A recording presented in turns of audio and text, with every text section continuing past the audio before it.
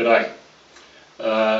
Because this video hopefully is going to spread right throughout Australia, those that don't know, my name is Les Power.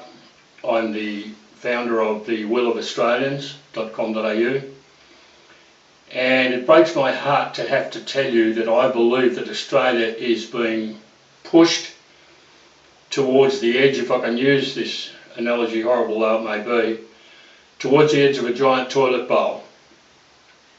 And there are numerous vocal minority groups that are standing by with their finger poised to press the button. And unless we can't motivate what has become known as the silent majority of Australians to stand up and join together to save this beautiful country, I'm just terribly afraid that it's going to go over the edge of the toilet. The minority groups will press the button, will be flushed down the toilet, and if that happens, my fear is we can never regain it back again. Now, we've been voted the best country to live on the face of the planet. I believe we owe this to ourselves, to our country, and to the rest of the world to get up and stand up and insist that our voice be heard. We have a constitution which gives you and me and every other Australian the right to a voice. It's called our Constitution. And this document is the most powerful document in our land. Nothing takes precedence over this document. Not prime ministers, not politicians, not the police, not the courts, not juries, not teachers, families, nobody takes precedence, and certainly not minority groups. Nobody takes precedence over this constitution. Now, my organisation, the Will of Australians, is particularly non-political. It is very much non-violent. We've got no affiliations with anybody. We are just Australians, and we want to see Australia regain its mantle as the best place to live on the face of the earth. Particularly in view of recent events in Syria. We're all worried about our security, we're worried about our future, we're worried about our nation, we're worried about our mortgages, we're worried about our children's education and numerous other things. But somewhere along the line, that's why I've formed the Will of Australians. All I ask of you is that you support me, subscribe to my newsletter, and then once you've done that, all you'll be required to do is to either tick yes, I do like that, or no, I don't like that. I'll do the rest. I've already been in touch with the Prime Minister. I've issued now, not once but twice, a challenge to the Prime Minister. Not surprisingly, he hasn't responded, which I understand that. But I believe we're off on a tangent. We really are getting close to that toilet bowl.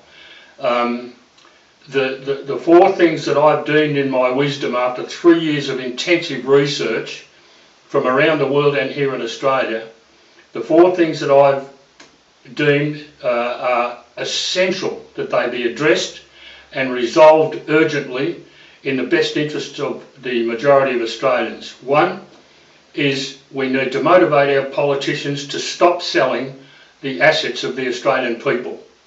Number two, I'm personally against the aggressive marketing of the homosexual lifestyle. No problem with homosexuals, just the way that they're marketing their lifestyle. Three is our immigration policy. Again, people are going to say, oh, he's anti-Muslim. That's not necessarily true at all. My requirement to evaluate the immigration policy is that we're $500 billion in debt.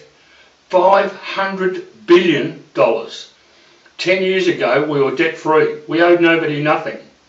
And here we are 10 years later and we're $500 billion in debt. We're paying $1.5 billion every month in interest on our loans or our bonds. It's insane. It's got to be addressed and it's got to be resolved. The fourth one is close to my heart, as I said. I've made a study of the relevant portions of the Constitution that tell me what your rights are and what my rights are and what the rights are of every other Australian citizen. And in the Constitution, You have the judicially defined right to be heard. If you have a voice and you use your voice, you must be heard.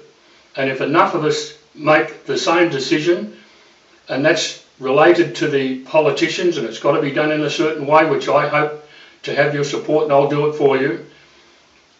Once we make that decision, it's over, it's done. The politicians can't do anything. They must follow the will of Australians. And if they don't, we have the right to contact Queen Elizabeth II, who in turn will notify her envoy here in Australia, a superb Australian, Sir Peter Cosgrove.